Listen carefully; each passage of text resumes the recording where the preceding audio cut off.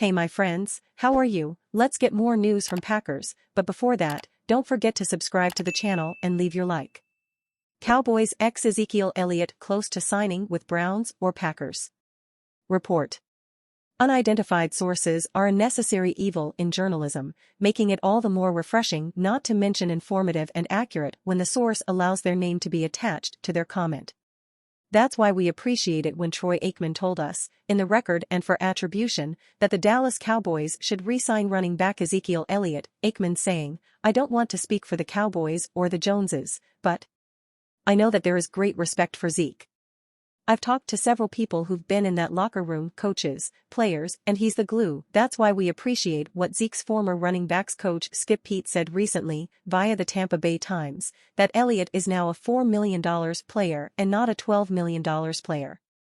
I think that's part of the reason he's sitting out there. It's going to be the second and third guy. That's the price.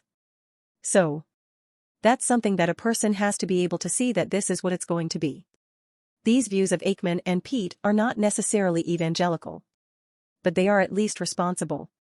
Elliott's destiny that would take him to the Cleveland Browns or the Packers.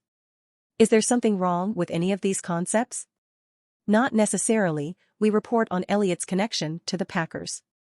But here's the weirdness, and it reads exactly like this. A league insider told Sportskeeda that the most likely landing spots for Ezekiel Elliott are either the Cleveland Browns or the Packers.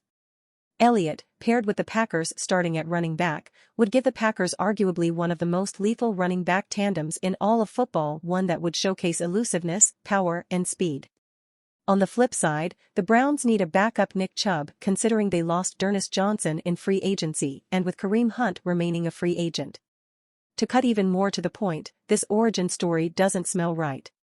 Elliott turns 28 in July, but after a 12-touchdown season, he saw his perceived value drop off a plateau.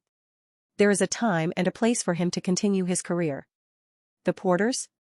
Sensitive. The Partis? We do not know. But this particular report, presented this way, just doesn't pass the smell test of truth. And you fan, what do you think of the Ezekiel Elliott situation? Leave your opinion in the comments.